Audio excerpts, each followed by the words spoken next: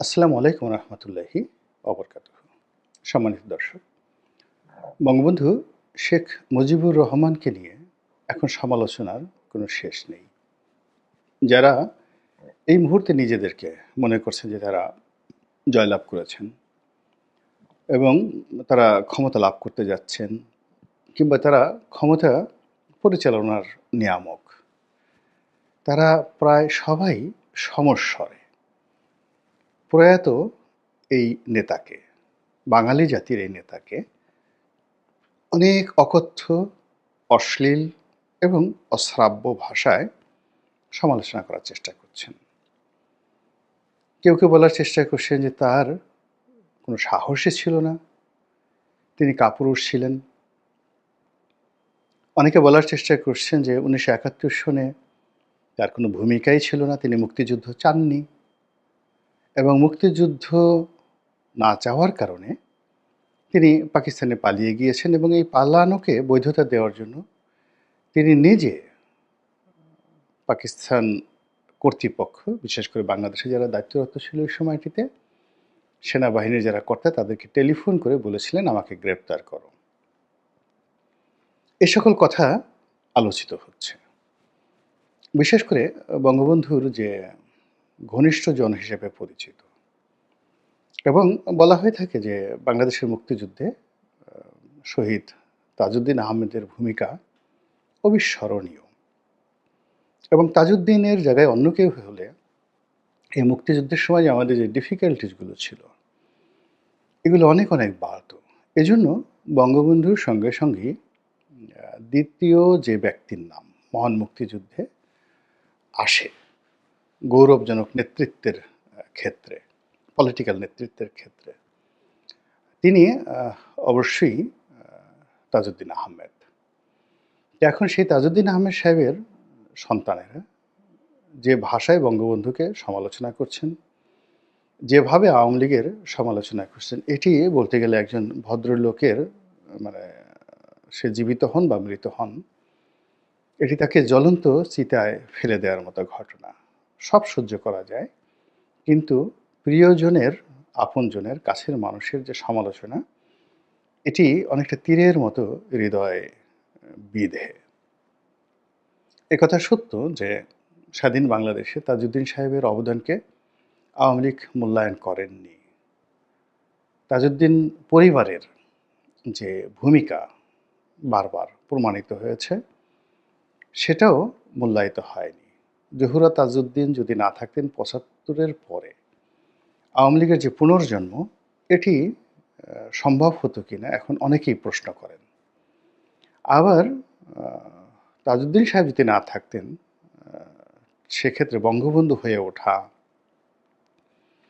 বঙ্গবন্ধুর পক্ষে মুক্তিযুদ্ধ পরিচালনা করা এবং পুরো রাজনৈতিক নেতৃত্বকে বঙ্গবন্ধুমুখী করে রাখা, এর কারণ হলো বঙ্গবন্ধুর সমপর্যায়ের বড় বড় নেতা তখনও ছিলেন মুক্তিযুদ্ধের পক্ষে এবং বিপক্ষে। তো পুরো শক্তিটার যে পলিটিক্যাল যে থিওলজি বলা হয়, পলিটিক্যাল ধর্মতত্ত্ব, এটির মাস্টারমাইন্ড ছিলেন তাজউদ্দিন সাহেব। আজকে ধরুন ডক্টর মোহাম্মদ ইউনূসের সঙ্গে যদি তাজউদ্দিন সাহেবের মতো একজন প্রজ্ঞাবান লোক থাকতেন, তাহলে এই বিপ্লবের যে ফসল, এই ফসল অন্যদিকে যেত না। তো এনিওয়ে, তাজউদ্দিন সাহেব মহান মুক্তিযুদ্ধের সময় বঙ্গবন্ধুর জন্য যে কাজটি করেছেন, সেটি বঙ্গবন্ধু আসার পরে শেখ ফজলুল হক মনি, তারপরে খন্দকার মোশতাক আহমেদ, তারপর সিরাজুল আলম খান থেকে শুরু করে আরও অনেকের কারণে তাজউদ্দিনের সম্মান, মর্যাদা রাষ্ট্রীয়ভাবে বঙ্গবন্ধু সংরক্ষণ করতে পারেননি বা তাকে আশ্রয় দিতে পারেননি।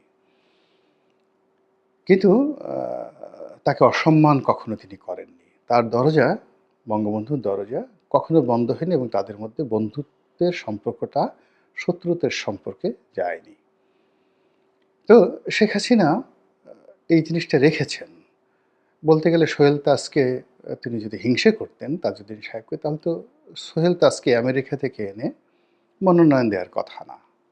আবার যখন সোহেল তাজ পদত্যাগ করলেন, তখন তাজউদ্দিন সাহেবকে, যাকে বলা হয় স্মরণে যদি তিনি না রাখতেন কিংবা তাকে যদি অপমান করা তার বাসনা থাকতো, তাহলে রিমি আপাকে এনে সেখানে নমিনেশন দেওয়ার কোনো প্রয়োজন ছিল না।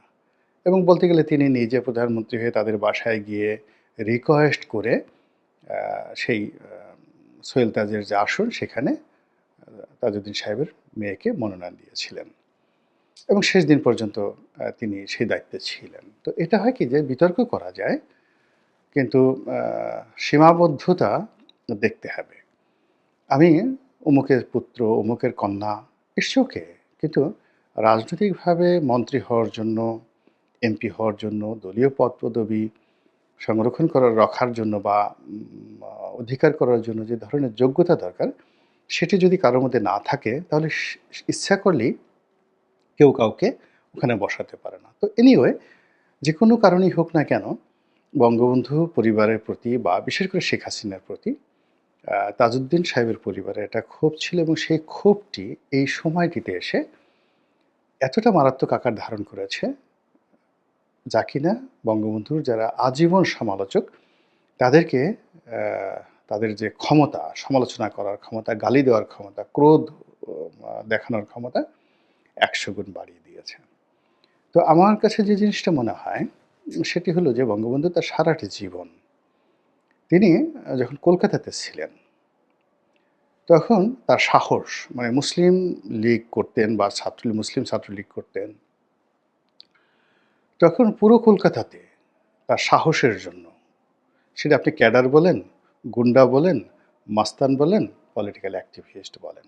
ঢাকা বিশ্ববিদ্যালয় যেমন একটা সময় হেমায়েতুল্লাহ রঙ্গ সাহেবের সাহস, তারপরে সানাউল হক নিরু সাহেবের সাহস, এগুলো কিংবদন্তিতে পরিণত হয়েছে। তদ্রূপ কলকাতাতে বাঙালি মুসলমানদের মধ্যে বঙ্গবন্ধুর সেই মানে স্বাধীনতা উত্তর সময়, আপনি চিন্তা করুন যে দেশ ভাগ হলো ৪৭ সনে, তো আপনি ৪৬ সন পর্যন্ত চিন্তা করেন। যদি ১৯২০ সনে বঙ্গবন্ধুর জন্ম হয়, ৪৬ সনে তার বয়স কত? ২৬ বছর। এই ২৬ বছরের মধ্যে কলকাতা কেন্দ্রিক যে যত বড় বড় রাজনীতিবিদ আছেন, মুসলিম লীগ এবং কংগ্রেস, তাদের সবাই কিন্তু এই ২৬ বছরের এই যুবককে চিনতেন। এটা সাহস না থাকলে কখনোই তাকে চেনা যায় না। মারামারি বলেন, কাটাকাটি বলেন, ওনাকে সবাই কাছে টেনেছেন। আবুল হাশিম টেনেছেন, হোসেন শহীদ সরওয়ার্দী টেনেছেন, ওনাকে কাছে পেতে চেয়েছেন শেরেবাংলা ফজলুল হক। একজন কাপুরুষকে কখনই এভাবে কেউ কাছে টানে না ২৬ বছর, ২৫ বছর, ২১ বছর বয়সে। তার যারা ওই সময়টিতে তিনি পড়াশোনা করেছেন, যে হোস্টেলে থেকেছেন, বেকার হোস্টেলে থেকেছেন, সব জায়গাতেই তিনি ইতিহাস তৈরি করেছেন। তার বেকার হোস্টেলে তিনি যারা রুমমেট ছিলেন, তারপরে ইসলামিয়া কলেজে তিনি পড়াশোনা করেছেন, সেখানে শিক্ষক থেকে শুরু করে সবাই তার স্মৃতিচারণ করছেন। কেন? একজন কাপুরুষের, তার তো ইতিহাস ৭১ তৈরি হয়নি বা তাকে কেউ বানানো হয়নি। ইতিহাসটা তো সেই যে তিনি যখন ক্লাস 3-4 পড়তেন, 5-6 পড়তেন, টুঙ্গিপাড়াতে খেলতে যেতেন, স্কুলে যেতেন, এবং ওই আপনার তার যে জেল খাটার ইতিহাস দেখেন, কত বছর বয়সে তিনি প্রথম জেল খেটেছিলেন। এটি কোনো হঠাৎ গজিয়ে ওঠা নেতার পক্ষে কিংবা অস্থির চিত্ত কোনো মানুষের পক্ষে কিংবা হিংসুটে মানুষের পক্ষে এই গভীরতা, এই বীরত্ব অনুধাবন করা সম্ভব নয়। এরপর যখন পাকিস্তান জমানা শুরু হলো, তিনি যখন প্রথম 1954-এ তিনি যখন মন্ত্রী হলেন, তখন তার বয়স কত? ৩৪ বছর। চিন্তা করুন, ৩৪ বছর বয়স।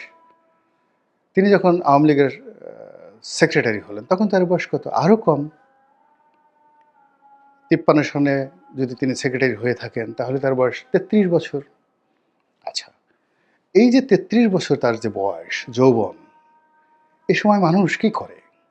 ভোগ করে, বিলাস করে, মৌজ করে, মাস্তি করে, এবং তিনি রাজনীতির অঙ্গনে তখন বাংলাদেশের যাকে বলা হয় সুপারস্টার।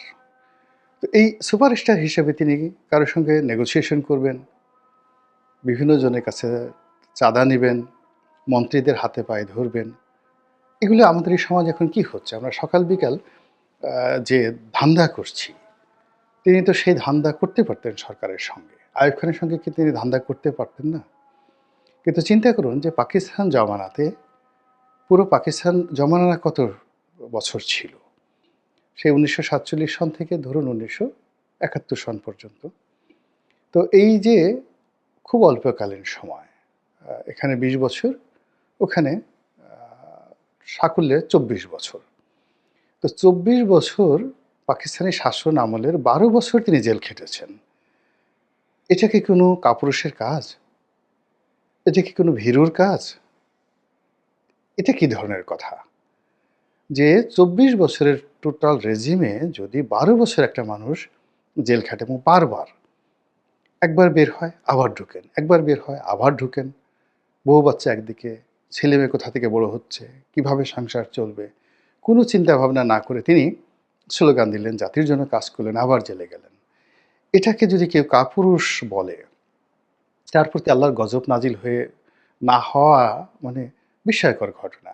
কোনো ব্যক্তি যদি বলেন, কোনো জাতি যদি বলেন যে এই মানুষটি কাপুরুষ ছিল, তার কোনো সাহস ছিল না। তিনি পালিয়ে মানে একবারের জন্য কি দেখাতে পারবেন যে এই ১২ বছর তিনি জেল খেটেছেন এবং কতবার তিনি গ্রেপ্তার হয়েছেন এবং কোনোবার গ্রেপ্তার করার সময় তিনি বোরকা পরেছেন, পালিয়ে পাট খেতে গেছেন, পুলিশে ধরার পর হাউমাউ করে পুলিশের পা ধরেছেন।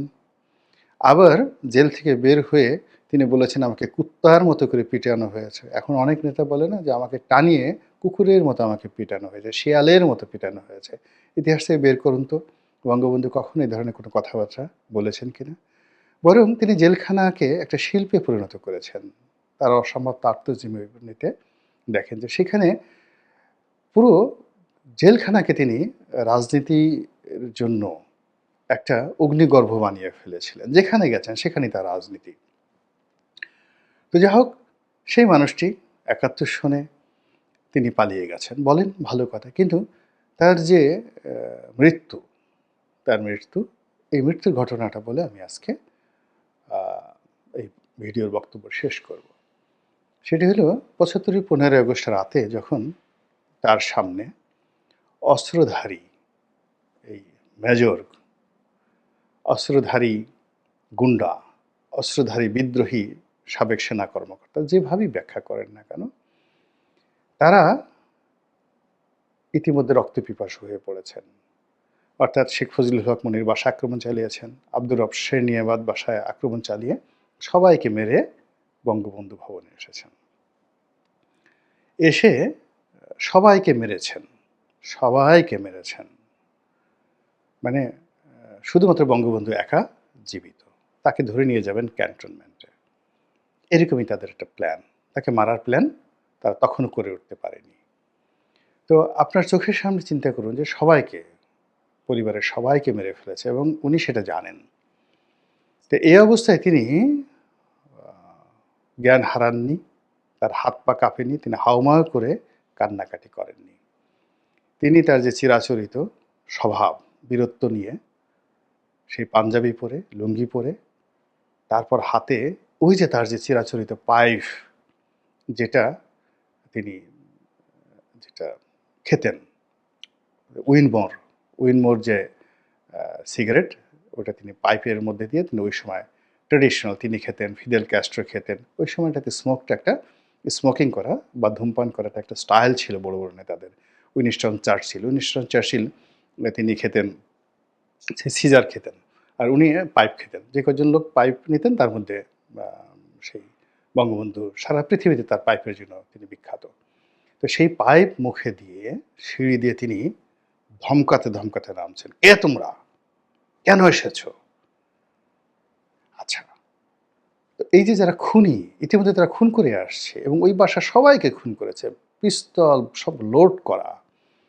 সেই মহিউদ্দিন, মেজর মহিউদ্দিন আমাদের গলাচিপাতেই বাড়ি ছিল। অন্যান্য যারা লোকজন আছেন তারা থরথর করে কাঁপতেছিলেন হাতে এবং বিব্রত হয়ে বলতেছিলেন যে, "স্যার, স্যার, স্যার, স্যার, আ আ আপনাকে নিতে এসেছি।" "হ্যাঁ, তোমার এত বড় সাহস অস্ত্র নিয়ে আমার বাসায় ঢুকেছ। আবার আমাকে নিতে কথা বলছো।" কিন্তু এর আগে দেখেন তিনি জানেন আক্রমণ হয়েছে, তিনি জানেন যে তার ছেলে-মেয়ে কে খুন করে ফেলা হয়েছে, তারপরেও তিনি ওখানে দাঁড়িয়ে এই তাদেরকে যে যাকে বলা হয় একটা তর্ক-বিতর্কের মধ্যে ফেলে দিয়েছেন। তাদেরকে একটা ট্রাপের মধ্যে ফেলে দিয়েছেন। এটা কোনো কাপুরুষের কাজ নয়। এবং উনি যদি আর মাত্র ১ থেকে ১.৫ মিনিট সময় পেতেন, ইতিহাস ভিন্ন হতো। কিন্তু হঠাৎ করে কি হলো? রিসালদার মুসলিউদ্দিন, ইটস এ ডেড কিলার। তো তিনি আ সেই বাইরে থেকে আসলেন, শেখ ফজলুল হক মনির বাসা থেকে ঢুকেই তিনি দেখতেছিলেন যে অস্ত্রধারী ৪-৫ জন যারা লোক তারা বঙ্গবন্ধুর সঙ্গে দাঁড়িয়ে কথা বলছেন এবং তারা কাঁপছেন। আর বঙ্গবন্ধু তাদেরকে ধমকাচ্ছেন। তখন তিনি আর ১ সেকেন্ড দেরি করলেন না। কেননা তিনিও সেই যদি দেরি করতেন তার সম্মোহনী ক্ষমতার কাছে তিনিও পরাজিত হয়ে যেতেন। আর তিনি সেই সুযোগটা না নিয়ে একেবারে সঙ্গে, সঙ্গে গুলি করে দিলেন। আচ্ছা বলেন তো, এটা কোনো আ কাপুরুষের কাজ? এটা কি কোনো পলাতক যারা দেশ ছেড়ে পালিয়ে যান, ছোট একটু ঘটনা ঘটছে। হয়তো পুলিশে একটা জিডি এন্ট্রি করেছে, একটা মামলা হয়েছে। তো মামলা হওয়ার পর আমি অনেক লোককে জানি যে তাদের গায়ে জ্বর এসে গেছে। সীমান্ত দিয়ে পাড়ি দিয়ে দেশ-বিদেশে তারা পালিয়ে গেছেন। বিদেশে গিয়ে এখন বড়, বড় কথা বলছেন। তো এটা যারা এই কথাগুলো বলছেন, তাদের মুখে বঙ্গবন্ধুকে কাপুরুষ বলা, পলাতক ব্যক্তি বলা, এটা কবিরা গুনাহ। তার চেয়ে বড় ইতিহাস যারা তৈরি করেছেন, কেবলমাত্র তারাই তার সমালোচনা করতে পারেন। আল্লাহ আমাদেরকে হেদায়েত দান করুন। আসসালামু আলাইকুম ওয়া রাহমাতুল্লাহি ওয়া বারাকাতুহু।